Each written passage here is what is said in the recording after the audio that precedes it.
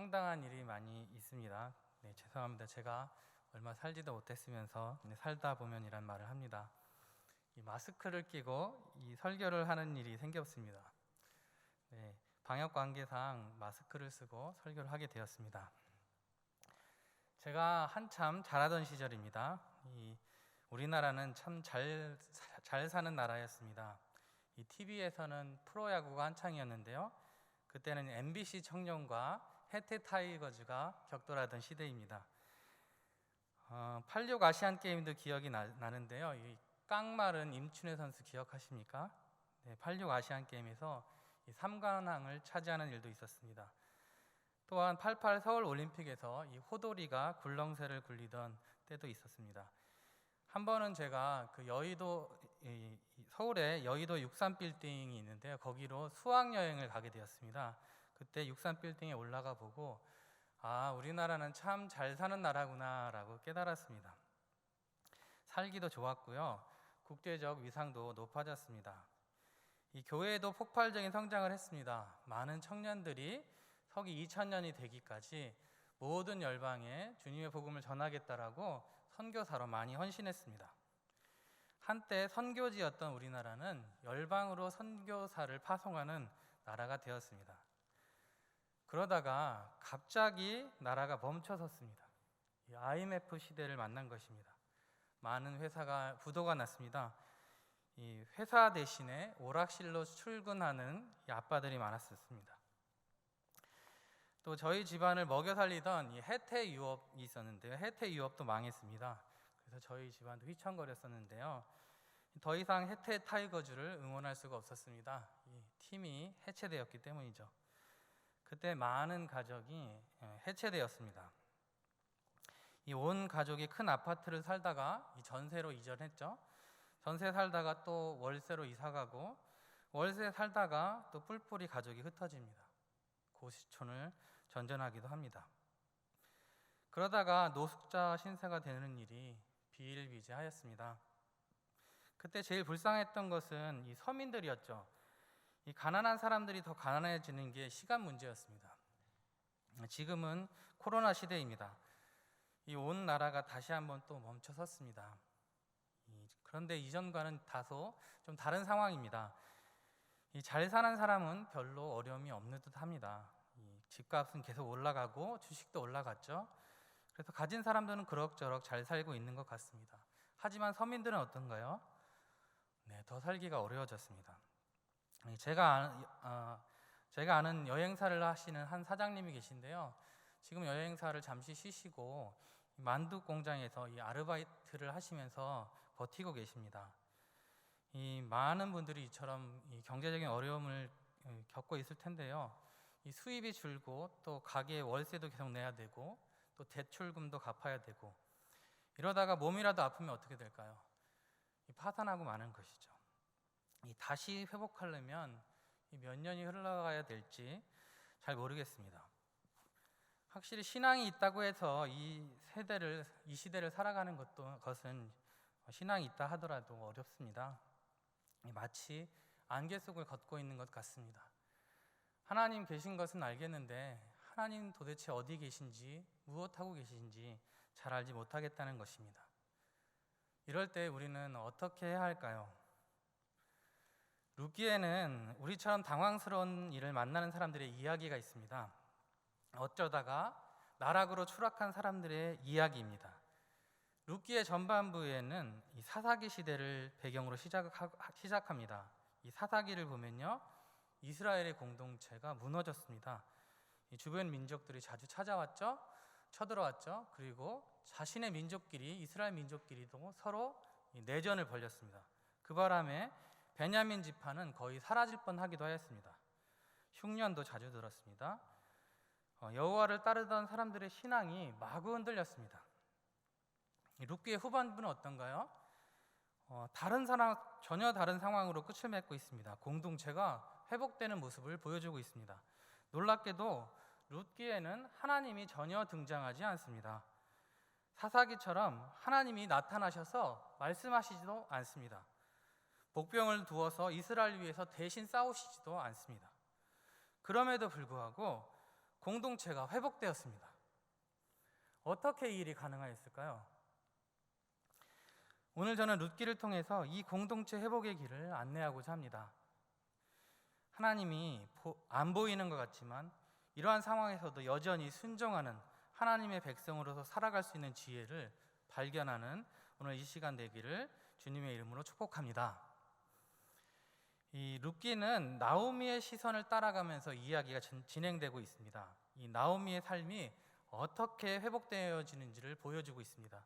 이 룻기의 시작을 보십시오. 이 나오미가 아들을 잃는 장면으로 시작하고 있습니다. 룻기의 마지막을 보십시오. 나오미가 아들을 얻는 장면으로 끝을 맺고 있습니다.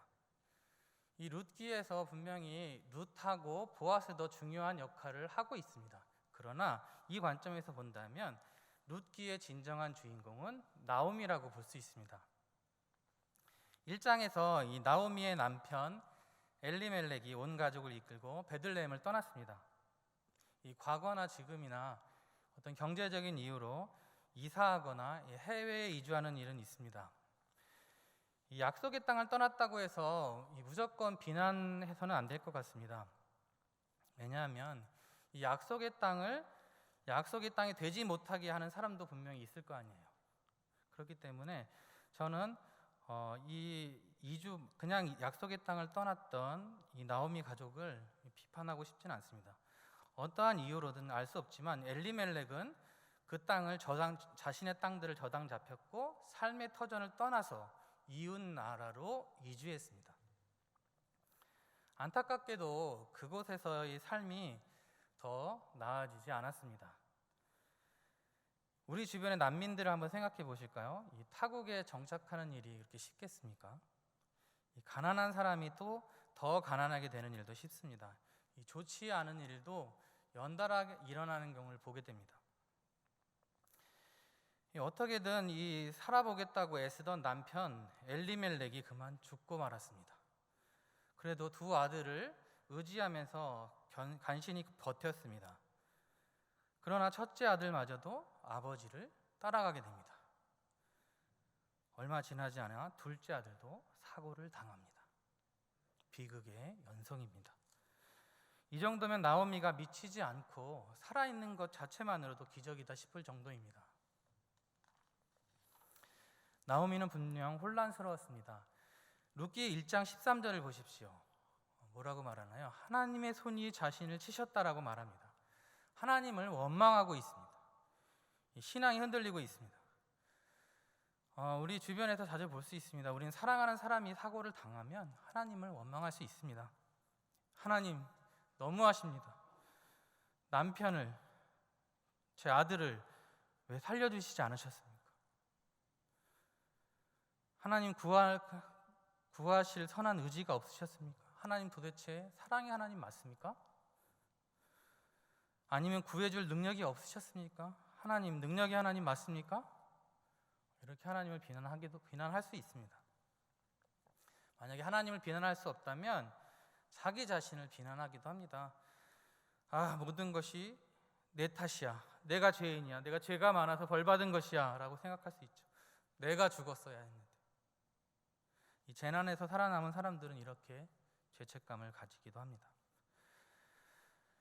그러나 사랑의 하나님은 이렇게 원망하는 사람들을 비난하지 않으십니다. 흔들리는 사람의 이 탄식을, 넋두리를 듣고 계십니다. 침묵하시며 기다려주십니다. 이 분명한 것은 이 모든 일이 나오미의 죄 때문에 벌어진 것이 아닙니다. 하나님은 나오미를 벌주려고 이 귀한 생명을 빼앗지 않으셨습니다. 그렇게 생각한다면 하나님이 이 죄인을 벌주려고 무고한 사람을 희생시키는 분 정도로 전락하기 때문입니다. 하나님은 그런 분이 아닙니다. 오히려 상실의 고통 가운데 함께 계십니다. 나오미와 함께 눈물을 흘리시고 아파하셨던 사랑의 하나님입니다. 뿐만 아니라 나오미 하나님은 여전히 능력의 하나님이십니다. 그분은 이 비극적인 상황을 방관하면서 아무 일도 하지 못했던 그런 무능력한 하나님이 아닙니다. 오히려 이런 죽음과 같은 상황도 부활처럼 선으로 바꾸실 수 있는 능력의 하나님입니다. 여러분 믿으십니까? 우리가 믿는 하나님은 그런 하나님입니다. 안타깝게도 나오미는 이 하나님을 아직까지 만나지 못했습니다. 이제 나오미가 하나님께 돌아옵니다. 이 돌아오다라는 단어는 이 룻기에서 아주 중요한 단어입니다. 그래서 이 돌아오다는 단어가 계속해서 반복되고 있는데요. 1장 21절에 이렇게 말합니다. 나오미가 자신은 비어 돌아왔다라고 이 베들레헴 사람들한테 말합니다. 그런데 3장 17절에 이 룻이 나중에 이제 보아스에게 청혼을 하거든요. 그리고선 집으로 돌아갈 때 보아스가 이렇게 이야기합니다. 내 시어머니에게 비어 돌아가지 말라. 비어 돌아가지 말라. 나오미가 비록 비어 돌아왔지만 하나님은 나오미의 삶을 그냥 두시지 않겠다는 것입니다. 채우시겠다는 것이죠. 4장에서 룻은 보아스를 통해서 이 아들을 얻습니다. 그리고 이 아들을 두고 베들레헴 여인들이 말을 합니다. 이 아들은 나오미의 생명의 회복자이다 이란 말을 합니다. 여기서 회복자라는 말은 단어의 원래 뜻은 삶이 돌아오다입니다. 즉 하나님으로 인해서 나오미의 삶이 되돌아왔다는 것입니다. 그것도 텅 빈 채로가 아닌 가득한 채로 삶이 되돌아왔다는 것입니다. 나오미는 인생의 바닥에서 집으로 돌아왔습니다. 마치 저희가 누가복음 15장의 돌아온 탕자의 비유를 보는 것 같습니다. 룻기는 비슷하게 돌아온 탕녀의 이야기라고도 볼 수 있습니다. 이 두 이야기의 공통점은 자식이 돌아오기를 기다리고 있는 아버지가 있다는 것입니다. 죄가 있건 없건 돌아온 자식은 귀한 아들입니다. 귀한 자식입니다. 이 돌아온 자식을 하나님은 어떻게 맞이하셨을까요? 이 집 떠났다가 다시 돌아오는 이 딸을 하나님은 두 팔 벌려서 받아주고 계십니다. 뿐만 아니라 이방인이었던 이 룻도 자신의 딸로 받아주고 계십니다. 결국은 하나님 아버지 품 안에서 돌아온 딸들이 이 약속의 땅에서 안식을 누리게 됩니다. 이것이 하나님 아버지의 마음입니다. 이 하나님 아버지의 마음을 깨닫는 저와 여러분 되시기를 주님의 이름으로 축원합니다. 이 하나님의 마음, 하나님의 이 마음을 헤세드라는 단어로 표현할 수 있습니다. 이 헤세드라는 단어는 자비, 인애, 헌신, 충성으로 번역될 수 있습니다. 이 주로 결혼 관계나 계약 관계 등에서 이 서로를 향해서 한결같은 충성 또는 한결같은 헌신을 보여줄 때 쓰는 말입니다.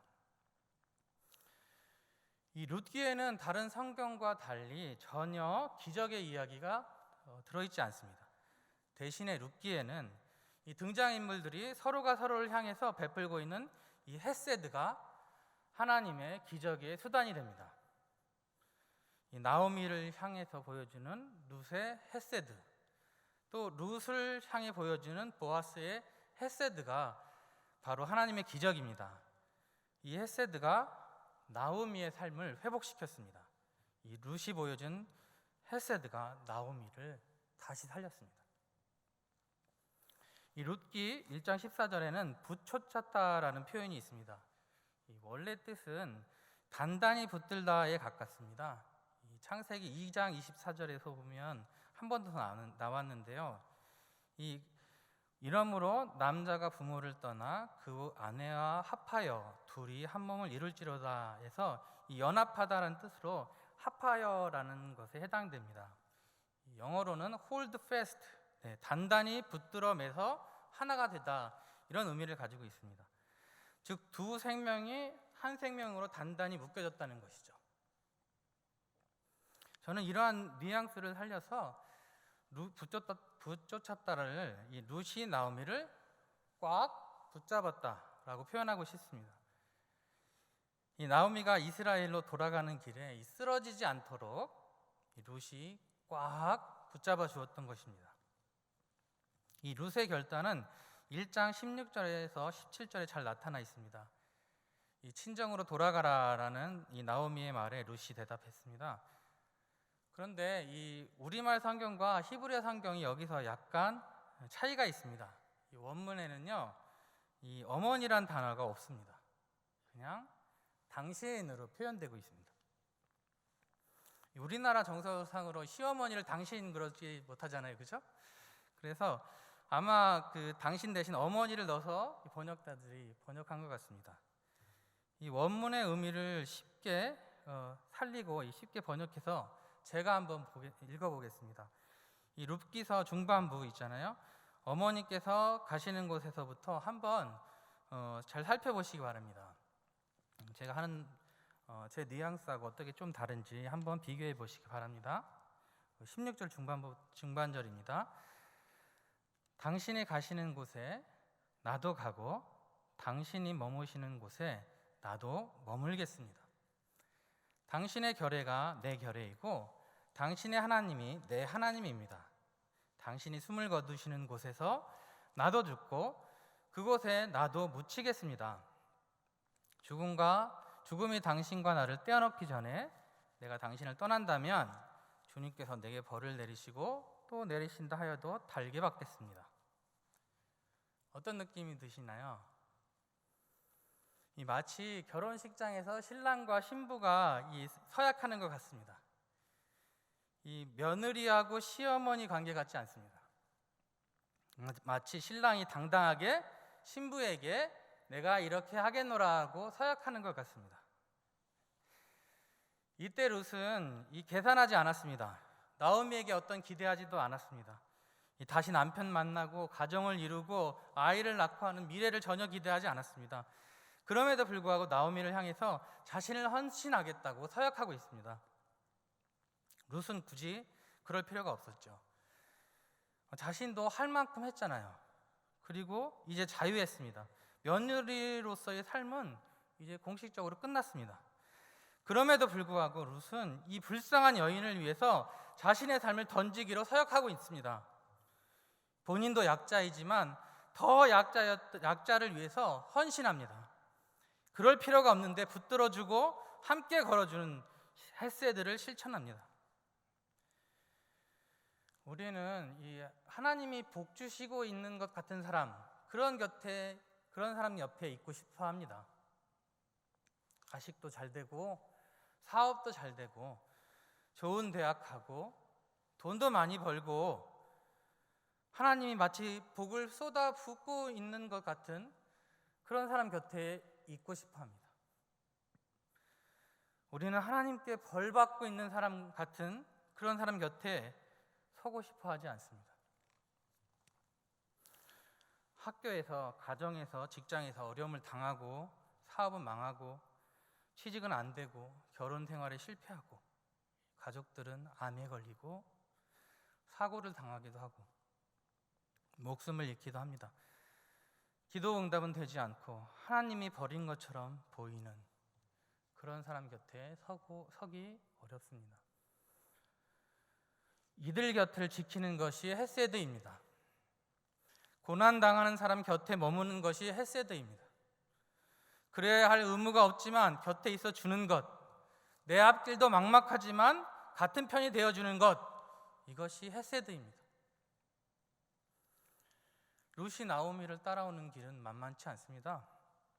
사사기 후반기를 보시면 아버지나 남편이 보호를 받지 못하는 여인들이 얼마나 무차별하게 희생당하는 모습을 볼 수 있습니다. 게다가 룻은 모압 여인이었잖아요. 이방인들을 이스라엘 사람들이 호락호락 봐주지 않습니다. 이방인들을 잘 대접하라는 이유가 무엇이었을까요? 평소에 그렇지 않기 때문입니다. 그럼에도 불구하고 룻은 이 나오미에게 헤세드를 실천합니다. 나오미를 꽉 붙들어줍니다. 룻이 이 헤세드가 어떤 결과를 가져올지는 알 수 없었습니다. 나오미조차도 룻이 따라오는 것을 별것 아니라고 생각했습니다. 오히려 걱정거리가 하나 더 더해졌구나 라고 생각할지 모르겠습니다. 과연 그런가요? 미국 이 단편 소설의 대가 레이먼드 카버가 쓴 대성당이라는 소설집이 있습니다. 그 소설집에 별것 아닌 것 같지만 도움이 되는 이라는 소설이 있습니다. 오늘 설교 제목도 이 소설에서 따왔습니다. 이 한 아들이 있었는데요. 이 어머니가 그 아들의 생일 축하를 위해서 케이크를 미리 준비합니다. 그래서 주문을 했는데요. 불행하게도 이 아들의 생일날 이 아들이 교통사고를 당합니다. 병원에 있는 동안 이 엄마는 이 케이크를 주문한 것을 까먹고 있었죠. 그러는 동안에 아빠가 집에서 왔다 갔다 하면서 이 전화를 받습니다. 다짜고짜 이 아내를 찾는 전화였습니다. 이 남편은 이 가정의 속사정도 모르고 계속 아내만을 찾는 이 남자에게 화가 났습니다. 나중에 이 장례식을 치르게 되었습니다. 그리고 비통한 심정으로 이 부부는 집에 왔는데 또 이 전화를 받게 되는 것입니다. 사실 이 전화는 그 케이크를 찾아가라고 그 아내에게 전화했던 그 빵집 사장의 전화였습니다. 이 부부는 화가 났습니다. 그래서 한밤중에 이 케이크 사장에게 쳐들어갑니다. 한밤중에 찾아가서 다짜고짜 폭언을 하고 과격한 행동을 보이자 이 무뚝뚝한 주인이 모든 하던 일을 멈췄습니다. 그리고 앞치마를 벗어버리고 그 부부를 자리에 앉게 했습니다. 그리고 말합니다. 그동안 제대로 드시지도 못했죠? 내가 만든 이 롤빵을 좀 드세요. 뭘 좀 드시고 기운을 차리는 게 좋겠어요. 이럴 때 뭘 좀 먹는 일은 별것 아닌 것 같지만 도움이 될 거예요. 하며 이 따뜻한 커피하고 김이 모락모락 나는 빵을 내어주었습니다. 빵과 커피를 보자 이 부부가 일주일 동안 아무것도 먹지 못했다는 사실을 알게 되었습니다. 그래서 허기를 느껴서 막 먹기 시작했습니다. 빵이 달았고 따뜻했습니다. 롤빵을 다 먹자 주인은 또 다른 빵들을 막 내주고 있습니다. 그러는 동안에 이 부부의 마음이 열리게 되었습니다. 그리고 빵집 주인이 하는 이야기를 듣기 시작했습니다. 이 빵집 주인은 이 중년으로 이 오랜 세월을 외롭게 지냈다고 했습니다. 그리고 자녀와 가족 없이 보내는 삶이 얼마나 쓸쓸한지도 말했습니다. 매일 밤 오븐을 가득히 빵을 채우고 그 다음날 다 비워내는 일이 얼마나 허무한지도, 얼마나 쓸쓸한지도, 얼마나 허탈한지도 이야기했습니다. 그럼에도 불구하고 다른 사람들을 축하하기 위해서 매일 밤 케이크를 성실하게 굽고 있노라 라고 담담하게 자신의 이야기를 하였습니다. 놀랍게도 이야기를 나누는 동안 이 부부가 그 자신들의 슬픔 속에서 조금씩 빠져나오고 있습니다. 이렇게 해서 새벽이 다 가고 이 날이 밝아오도록 그들은 그렇게 이야기를 하면서 이 소설이 끝납니다. 이 빵과 커피를 준 것은 별것 아닌 것처럼 보입니다. 하지만 이 빵집 사장이 이 작은 햇새들은 부부를 회복시켰습니다. 그리고 이 부부가 회복될 뿐만 아니라 빵집 사장 자신도 상처를 어루만져 주게 되었습니다. 이 위로를 받아야 할 사람들이 다른 사람들을 위로하고 있습니다. 헨리 나우엔이 말했던 상처 입은 치유자가 된 것입니다. 이 세상 사람들의 눈에는 룻의 이 햇새들은 별것 아닌 것처럼 보였습니다. 그러나 하나님의 눈에는 별게 아닌 게 아니었습니다. 먼저 이 나오미의 삶이 회복됐습니다. 또 나오미의 가족이 회복되었죠. 또 어떻게 됐나요? 더 나아가서 이 베들레헴 공동체도 회복이 됩니다. 베들레헴 사람들은 서로에게 햇새들을 베풀고 또 축복하고 기도하고 질서에 따라 순종하는 모습을 우리는 볼 수 있습니다. 룻의 햇새드의 영향력은 거기서 멈추지 않습니다. 이 룻과 보아스 사이에서 태어난 아들 이 후손이 이스라엘 민족의 이 왕이 됩니다. 이 아들이 바로 오벳인데 오벳이 누구를 낳죠? 이새를 낳고 이새가 다윗을 낳게 됩니다. 이 다윗은 사사시대의 혼란을 수습하고 새로운 위대한 이스라엘의 시대를 열어갑니다. 별것 아닌 것 같은 룻의 이 햇새드는 사실 위대한 행동이었습니다. 저는 식스에서 학생들을 가르치고 있습니다. 이 학교를 운영하다 보면 여러 가지 이제 경제적인 필요가 생깁니다. 그래서 그때마다 기도하면서 기다립니다. 그러면 하나님이 누구를 보내십니다. 그러면서 그분들은 오시면서 이렇게 이야기를 하시죠. 별것 아닌데 도움이 되었으면 좋겠습니다 라고 이렇게 봉투를 내미십니다. 놀랍게도 꼭 필요한 금액이 들어 있습니다. 별것 아니라 말씀하셨지만 사실은 매우 특별한 것입니다. 기도의 응답이었습니다. 하나님의 기적의 손길이었습니다.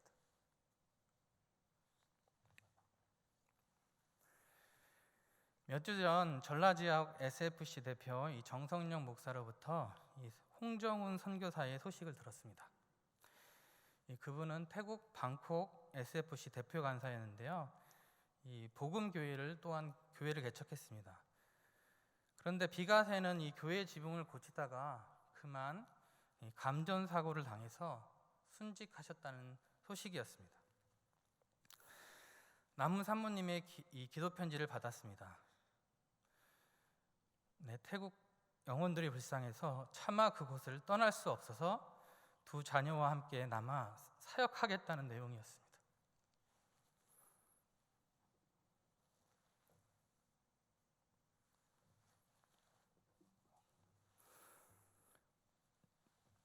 마침 식스의 추수감사 축제가 다가왔습니다.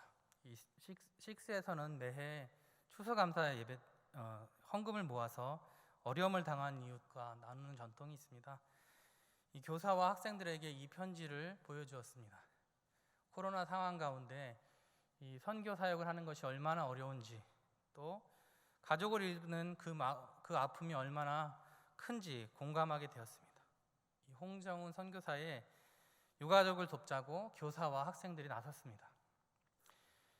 학생들이 용돈을 마련을 하기 위해서 계획을 세웠습니다. 이 가정에서 심부름을 하고 또 구두를 닦거나 또 아빠한테 뽀뽀를 한 번 더 해주면서 용돈을 모았습니다. 이 할머니한테 안부 전화하고 그 수고 비용을 부모님께 청구하기도 했습니다. 거기다 부모님들이 웃돈을 얹어주었습니다. 아이들이 설거지를 하면 엄마가 다시 설거지 해야 되잖아요. 그럼에도 불구하고 우리 학부모님들께서 기쁜 마음으로 동참해 주셨습니다. 이렇게 모아서 용돈을 모아서 추수감사 헌금을 했습니다. 모인 금액이 400만 원이나 되었습니다. 학생들의 별것 아닌 것 같은 이 헤세드가 커다란 열매가 돼서 돌아왔습니다. 이 작은 헤세드가 나중에 어떠한 결과로 돌아올지는 아직 상상할 수 없습니다. 하지만 분명히 하나님의 선한 손길이 되어서 홍정훈 선교사의 유가족을 돕고 SFC 방콕 지부를 회복시키는데 귀하게 사용될 것이라고 믿습니다. 식스에서 학생들을 가르치는 일이 어떨 때는 별것 아닌 것 같이 느껴집니다. 이 매일 반복되는 예배, 성경 공부, 생활지도, 영성지도 드리는 노력에 비해서 보이는 열매는 적어 보입니다. 어떨 때는 이곳에서 헌신하는 게 과연 잘하고 있는 것인지 의심이 들 때도 있었습니다. 하지만 우리 학생들의 이 햇새들을 보니 별게 아닌 게 아니었습니다. 이 아들 하나, 이 딸 하나가 장차 하나님의 나라의 위대한 전환점을 가져다 줄 것입니다. 그 시작은 오늘 저와 식스를 섬기는 동역자들이 이 한 아이를 붙들어주는 데서 시작되는 것임을 다시 한번 마음에 새기게 됩니다. 예수님을 생각해 보십시오. 우리를 위해서 자신의 삶을 던지셨습니다. 우리를 위해 기꺼이 고난을 감수하셨습니다. 십자가의 고통을 참으셨습니다. 수치스러운 죽음을 맞이하셨습니다. 세상 사람들의 눈에 이 그분의 죽음은 별것 아닌 것처럼 보였습니다. 하지만 과연 별게 아니었습니까? 예수 그리스도의 죽음, 그의 행하신 헤세드는 인류의 역사를 뒤집어 놓았습니다. 죽음을 물리치고 생명을 가져다 주었습니다. 지옥 권세를 물리치고 하나님 나라의 상속자로 만드셨습니다. 사단의 권세를 끝장냈습니다. 우리에게 참 자유와 행복을 가져다 주었습니다. 우리를 하나님의 영원한 안식으로 인도하셨습니다. 그분이 하신 순종은 별것 아닌 것처럼 보였지만 그 무엇보다도 영광스러운 것이었습니다.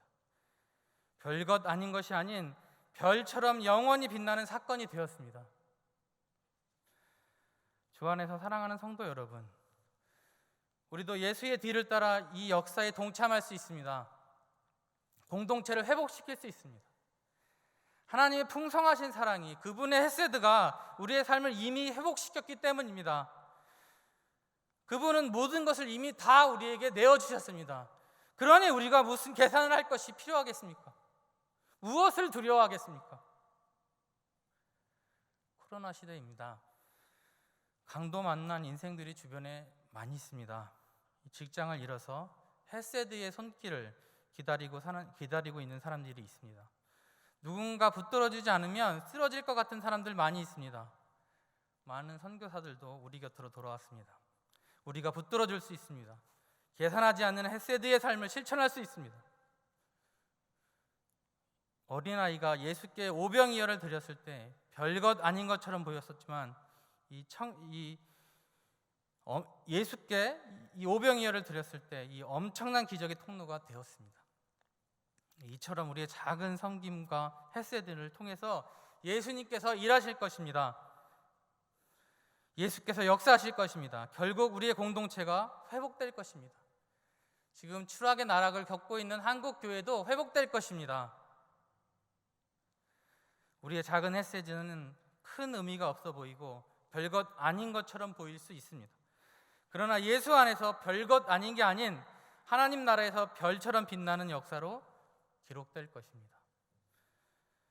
사랑하는 성도 여러분, 이 작은 헤세드를 실천해서 이 별처럼 빛나는 하나님 나라의 역사의 주인공이 다 되시는 성도 여러분 되시기를 주님의 이름으로 축원합니다. 우리